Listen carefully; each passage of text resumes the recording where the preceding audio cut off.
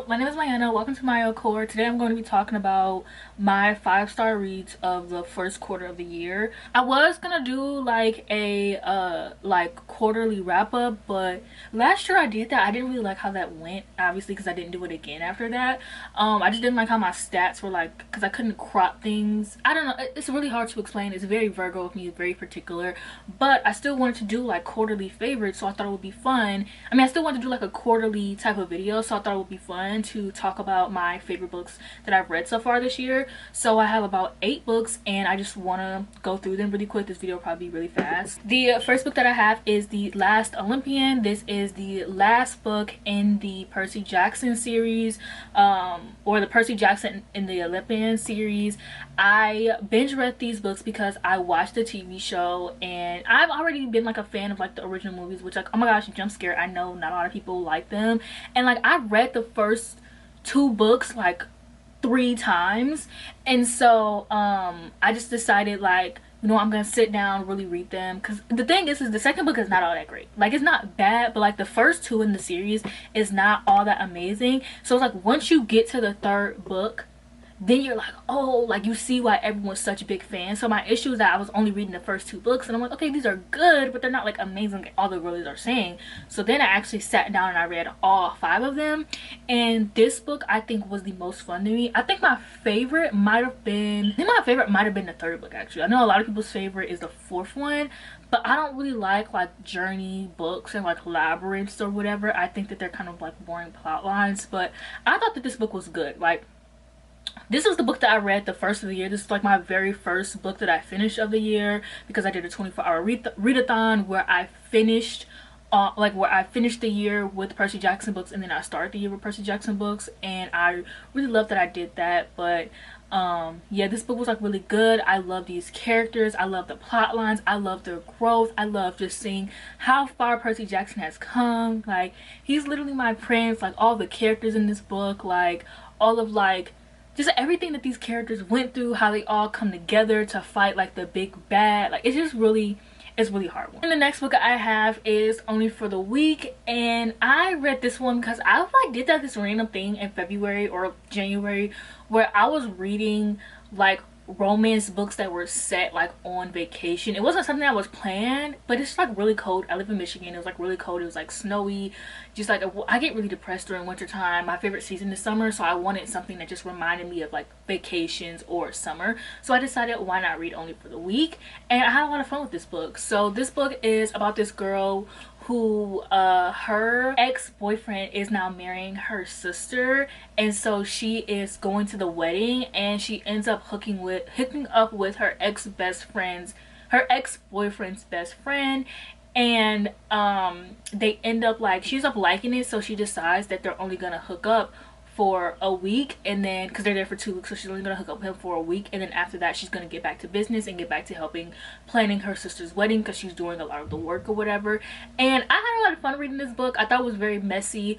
I know a lot of people were kind of turned off by the fact that like her sister was dating her ex-boyfriend, but in the book it is established that the main character did not care about him, that she had mentally checked out of their relationship months prior to him. So I mean, months prior to their relationship ending, so she kind of didn't really give a fuck about him. And I really liked that. I liked how messy it was with the plot, and I liked the love interest. There's this scene where he rents a yacht out for her, and he rents a yacht out for her, and he like brings her some books and some Kindles, and they just read on the yacht together because she was like really stressed out. So it's like to help her calm down, and they start to form like this little book club, and it's like a joke that ends up going on throughout the rest of the book, and like they read together, and it's like the most romantic thing that I've ever read in a romance book.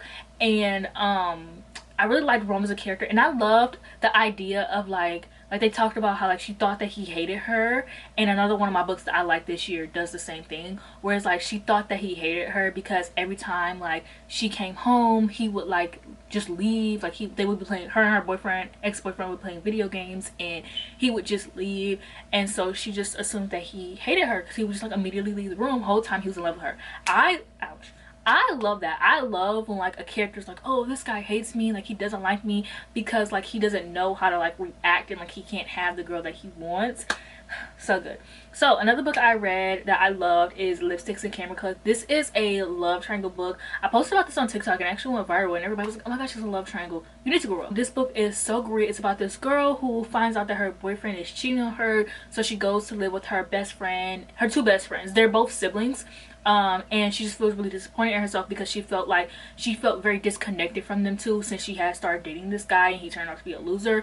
And so she's really putting her time and effort into this friendship. And then so the two best friends, they're twins, one is a guy and one's a girl, and so the guy is working on like this reality dating TV show, and she's a makeup artist and she kind of doesn't do anything, so her girl best friend is like, you should go and be on this show. He doesn't know that though, because he's like in love with her. And so then she ends up going on the show and she ends up meeting this guy who's like, it's like the Bachelor type of show, so she ends up meeting the guy on that, and they also have like this fake dating, like push and pull like type of romance, because she kind of doesn't like him at first because he comes off as like an asshole.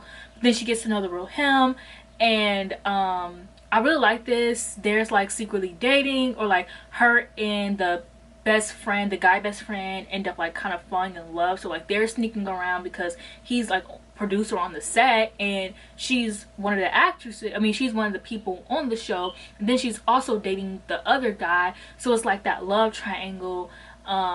I think you kind of know who she's gonna pick. It's kind of very obvious. Personally, I love the one that she picked. I like their chemistry a lot better, and I really liked how this romance was written. Like it was written like a romance. Like you could just, my favorite thing about this is like you can just see when the characters like fall in love with each other, or like why they love each other. And it's not very like smut heavy, which I personally don't mind. I really don't care for smut in books. Like if it's there, it's there. Like I used to be the kind of person who's like, I need smut in books, and then it actually started to become a thing, and it's like now I kind of don't care. So this was good and I loved it. Another book that I read was One Week in Paradise, and this is another one of those books that I read during like summertime. I mean during like the cold and stuff, when I wanted it to be summertime. This book is a part of the series called Flights Not Feelings. So the whole theme of the series is just like catching flights, not feelings, or flights and feelings, sorry. So it's about catching flights and catching feelings, which I really like the play on that. And this is the first book, is the one that I love the most. So the first book is about this girl who is an influencer, and she just broken up with her boyfriend, and there's a video going viral about her, and you don't really learn what that is until like into the book. So there's a video going viral about her, and she gets invited on this couples trip, but the people don't know that she's not like in a relationship. And so she ends up accepting it, and her friend is like, you should just go and take somebody. So she's talking to her family about it because she kind of doesn't really want to. Her brother is like, you should take so and so. So and so is her brother's best friend, and she thinks that he hates her. The best friend, she thinks that he hates her, but she takes him anyways. And I love this, like the whole plot of like thinking someone hates you. I love that. But then on top of that, like this just, I just love when it like gives like the guy's like secretly obsessed with her. Like there's this part where like she's like, oh, let me follow you on Instagram, and like he's already following her. Or like there's like this part where she's like, oh my gosh, your hair is so nice, like because he has long hair, and he's like, yeah, I've been following your hair care tips, like thank you. So it's like I just love that whole like he's been like watching her, but not in a creepy way, watching her the whole time, and just the romance in general, just like really cute and fun. So another book that I have is I Hope This Doesn't Find You. This is a YA romance. This is the only YA romance on this list, and this is really fun. This is academic rivals to lovers. This girl, she's writing emails to people that kind of like piss her off, and she's always writing emails to like the main guy. One day she goes to school and finds out the emails are being sent, so the principal ends up making them work together. I forgot why, but they end up like sparking this romance. This book was just absolutely perfect. Like the angst was perfect. I love academic rivals to lovers. I personally feel like it works the best in YA books though, which is why I read so much academic rivals to lovers and YA. I just haven't read one like in a college setting that just really made sense or hit for real. So this one just made sense. Like she just hated him so much, and it was just so good. Like there's this scene where his brother, who he has like kind of beef with a little bit, his brother is like, yeah, and over summer you kept, you know, you weren't really feeling good, but you would wake up every day to like do these math problems or whatever. And she was like, you were sick over the summertime. Like that's crazy, because we were waking up doing like math problems, and like they were like sending each other really complex math problems for each other to solve for that day, and they were like going back and forth. And it's like he was so committed to the bit. Like you will only do that to somebody that you like you have a crush on. Like, it was just so, like, the angst, like, it was just oof. The first kiss scene, like, I was scared it was gonna happen too soon, but like the angst just like the love confession at the end. Like, if y'all could see my Kindle, actually I think if you go on Goodreads you can see my highlights throughout this book. It's a lot towards the end because that's where shit really gets real, but it was just like so sweet and cute and I loved it. So another book that I have is Restless Eve, and this book is by Toni Morrison. I read this for Black History Month. This is about these two girls who live in an orphanage. One is black and one is white, but you don't know which one is which, and you kind of follow them throughout them meeting each other and their like as they get older, and you never know like which is white and which is black. Personally, I think the black one was Twyla.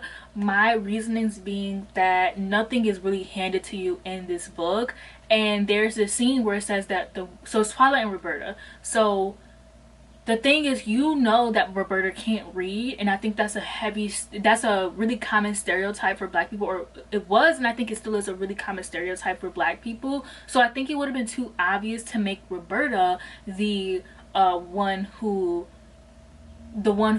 like was the black one, because nothing in this book is like really given to you. And also there's a scene in the book where Roberta and Twyla's moms meet each other, and Roberta's mom is like taking aback, and I think that is because like she saw a black woman and she was just kind of like. And then lastly I have, there is one book but there are two at the same, Fire and Blood and Rise of the Dragon. So they're basically the same book. I really got into Game of Thrones this month or this year. I really got into Game of Thrones in March, and I really got into House of the Dragon. I personally prefer House of the Dragon and like the Targaryens because I think they have like the most fascinating history. Same with the Starks, but you just get more media on the Targaryens. And so Fire and Blood and Rise of the Dragon are pretty much the same thing. This is just more condensed, and they both are illustrated and have different pictures. So I love both of them because it's the same book. This is just more information. And so recently I actually went through it and like annotated, and I had the time of my life, so I read this book twice. And so what I did was I came up with like a system. So each section is about a different person who ruled. So these blue tabs are just like to let me know which section, so that way I can find like information that I'm looking for easier. And then I also have these pink tabs for my favorite pictures, but it's on, the pictures are the back of it. So like I really love this picture, but I didn't want the tab to like ruin the picture, so I put it on the back. Unless it's like a small picture, then it will be on the same page. And then I also just have like sticky notes throughout, like this one, and blue sticky notes are for dragons. Orange sticky notes are for like Targaryens and also family trees. And then pink sticky notes are for my favorite characters, or for like just things that like I really love. Also on the like family tree, so there is a big family tree in the back, but the family trees that I have are like the condensed for that section, because the Targaryen family tree is way longer than this, to be honest. This is just the family tree that's in this part, because this book is supposed to have 2 volumes, but it's written by George R.R. Martin, and you know how he is. So yeah, I just love this book. I love this history. I think I know more about Targaryen history than I do about the US history, unfortunately, like American history, unfortunately. And yeah, I just really love these books. I'm thinking of actually rereading this one as well and annotating even like deeper, but I think it might be a second. But I don't know, because House of the Dragon season 2 comes out, and I really want to annotate for that. Although this is more than just House of the Dragon information, like this is before and then a little bit after, but depending on when House of the Dragon is like gonna end, hopefully. And then George R.R. Martin is releasing like a second book called Blood and Fire, which I think is gonna be about the Black Fire Rebellion, which I learned a little bit more about in the Night of the Second Kingdoms. Also, I think you learn a little bit more about it in the World of Ice and Fire, which I will be reading next. So I just love a good hyperfixation. I love a good franchise.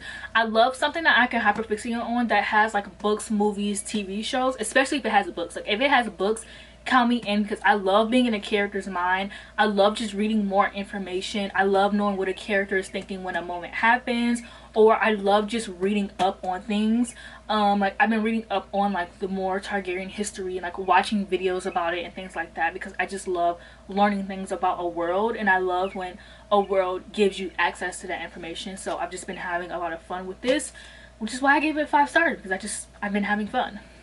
So yeah, that is all that I have given 5 stars so far this year. Is not a lot. I've already reached my reading goal. I reached at the beginning of April 1st. I'm already at like 88 books, and yeah, I can't wait to do like the next quarter, and I just can't wait to look back at these videos and like see like what my next hyperfixation is, if I hyperfixate on anything in the next 3 months, which I most definitely will be. And like thinking back on this, if I'm still like hyperfixating on this, if I still have like feelings of like being obsessed with this, because like Star Wars last year I hyperfixated on a lot, and I'm still keeping up with Star Wars, because sometimes I'll hyperfixate on something and then I'll just move on to the next thing. Whereas like something like Star Wars was like I'm still keeping up with Star Wars. I still read a Star Wars book a month or every few months. So I'm very interested to see like where this will take me. Let me know what books you have given 5 stars so far this month, and I'll see you in the next video.